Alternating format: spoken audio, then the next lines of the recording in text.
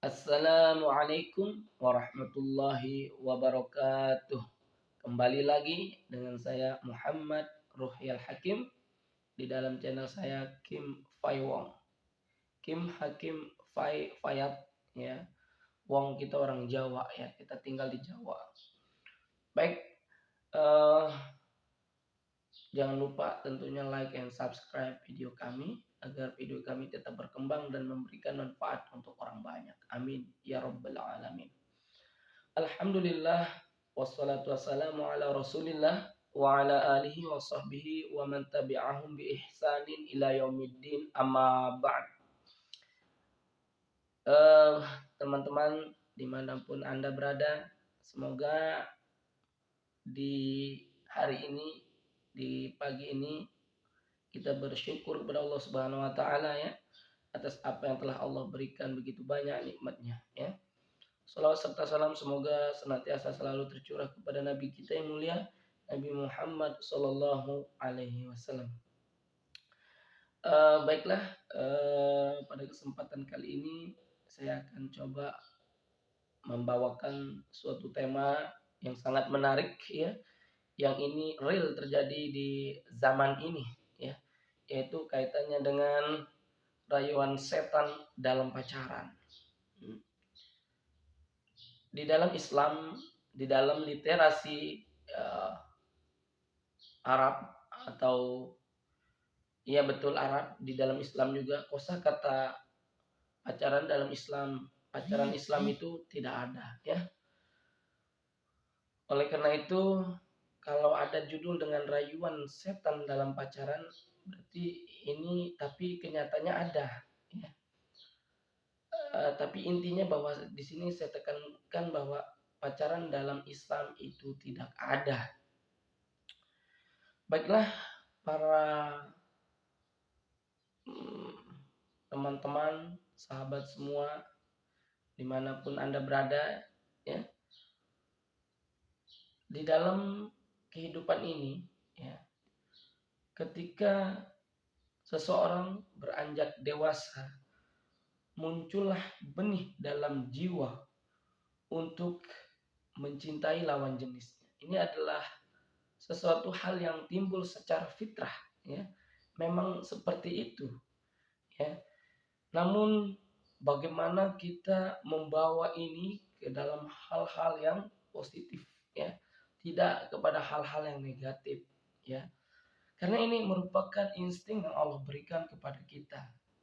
Ya. Allah Subhanahu wa taala berfirman di dalam Quran surat Al-Imran ayat 14, dijadikan indah pada pandangan manusia kecintaan berupa terhadap perkara yang diinginkan, berupa wanita-wanita, anak-anak, harta yang banyak dari jenis emas, perak, kuda, pilihan, binatang ternak dan sawah ladang. Itulah kesenangan hidup di dunia dan di sisi Allah tempat kembali yang baik. Nah, ini memang sudah di dalam Quran surat Al-Imran ini ayat 14, Al-Imran, ini memang fitrahnya bahwa Allah Subhanahu wa taala yang telah berfirman seperti itu ya. Jadi memang ketika kita melihat sesuatu yang indah diberikan anak yang qurrata ayun, yang menyejukkan mata kita, pandangan kita, kemudian istri yang solehah, yang beautiful, itu emang ada kecondongan. Jadi memang Allah Subhanahu wa taala telah menulis itu. Ya, udah berfirman dalam Qur'annya yang mulia. Baiklah, kita masuk kepada adab bergaul antara lawan jenis. Islam adalah agama yang sempurna. Di dalamnya diatur seluk-beluk kehidupan. Bagaimana pergaulan antara lawan jenis. Di antara adab bergaul antara lawan jenis bagaimana yang telah diajarkan oleh agama kita. Yang pertama adalah menundukkan pandangan terhadap lawan jenis. Allah berfirman di dalam Quran surat An-Nur ayat 30 yang berbunyi, hendaklah mereka menundukkan pandangannya dan memelihara kemaluannya. Quran surat An-Nur ayat 30. Kemudian wanita beriman hendaklah mereka menundukkan pandangannya dan memelihara kemaluannya. Quran surat An-Nur ayat 31. Itu adalah adab yang pertama, bahwa menundukkan pandangan itu adalah perintah dalam Al-Quran, menunjukkan apa?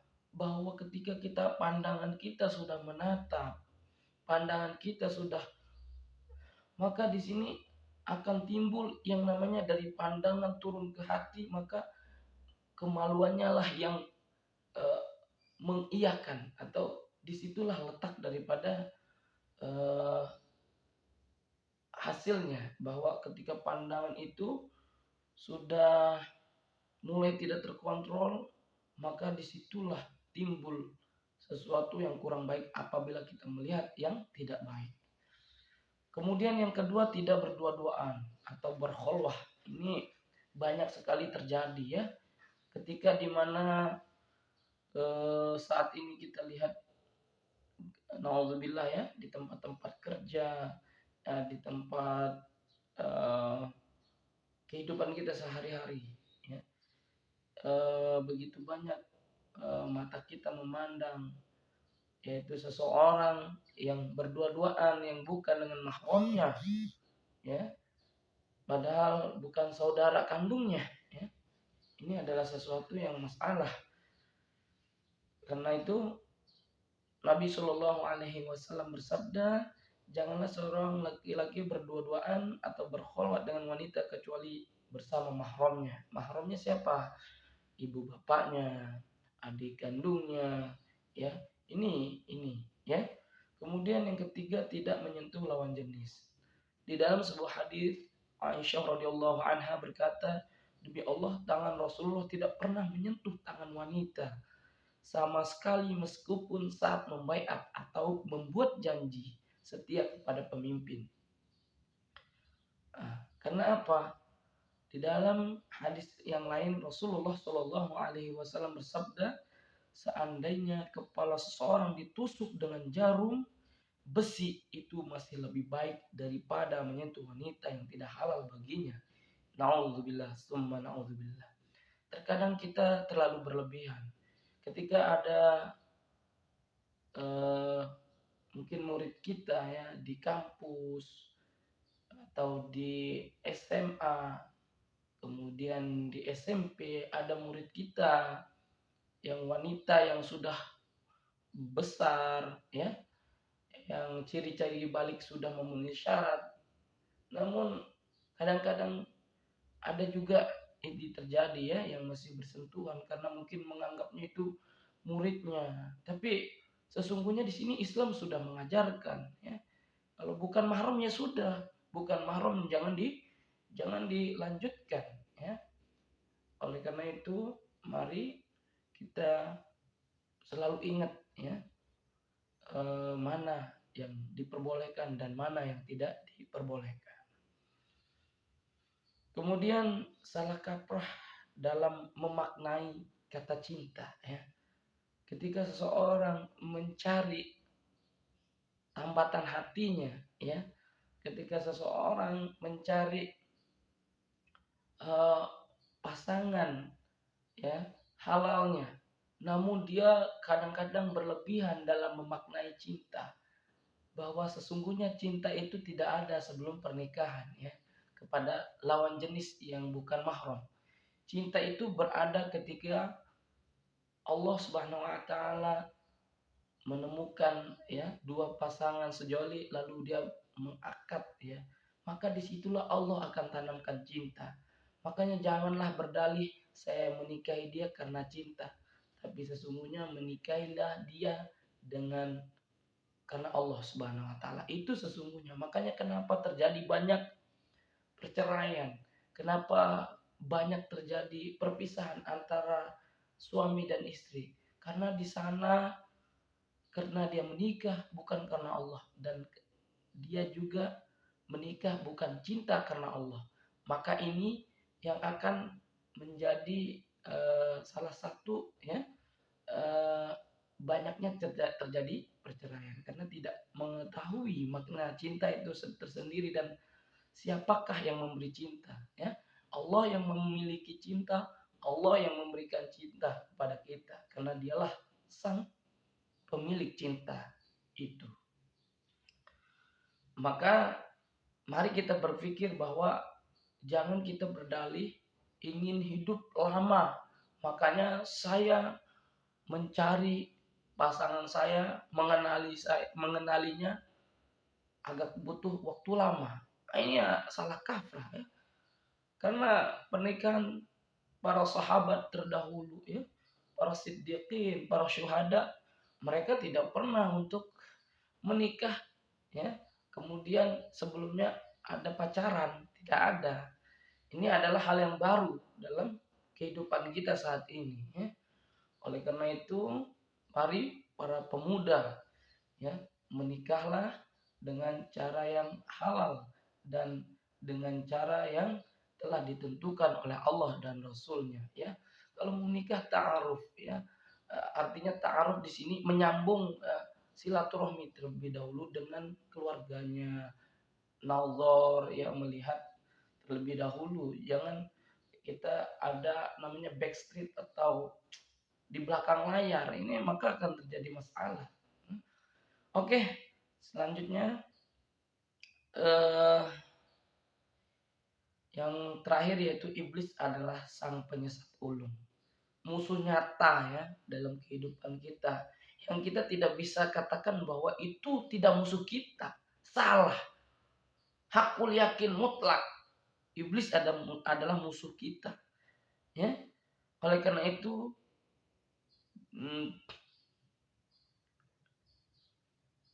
di dalam Quran surat Shad ya 82 yang berbunyi ya, demi kekuasaanmu aku akan menyesatkan mereka semuanya. Nah, ini adalah dalil bahwa setan itu sudah hakul yakin ya akan menyesatkan umat manusia. Itu udah janji kepada Allah ya. Jadi kita tidak bisa berkata jin atau setan itu tidak menyesatkan kita ya. Makanya oleh karena itu mari kita ya selalu menjaga diri kita dengan Al-Quran ya, menjaga diri kita dari berbagai macam arah-arah yang menyesatkan diri kita ya. Bagaimana kita harus mengetahui rambu-rambunya ya, bagaimana kita harus mengetahui segala sesuatu yang itu dilarang oleh Allah Subhanahu wa taala ya. Baiklah, itu saja yang bisa saya sampaikan pada pagi hari ini. Ya, intinya bahwa mari kita menjaga adab kita bergaul dengan lawan jenis kita ya. Ketika kita mencari pasangan yang halal, maka kita harus mengetahui mana rambu-rambu yang diperbolehkan dan mana rambu-rambu yang tidak diperbolehkan ya. Intinya dalam Islam itu tidak ada pacaran dalam Islam, karena di literasi khazanah Arab juga tidak ada ya. Karena wala taqrabuz zina ya, jangan dekati zina. Karena pacaran itu sebenarnya mendekati zina ya. Karena banyak mudorotnya ya. Oleh karena itu para pemuda, sekali lagi carilah pasangan yang halal kalian, yaitu dengan jalan-jalan yang halal, maka insya Allah pernikahan akan menjadi sakinah mawaddah warahmah. Demikianlah tausiah singkat saya pada pagi hari ini, semoga ada manfaatnya. Wabillahi taufik wal hidayah. Wassalamualaikum warahmatullahi wabarakatuh. Jangan lupa like and subscribe.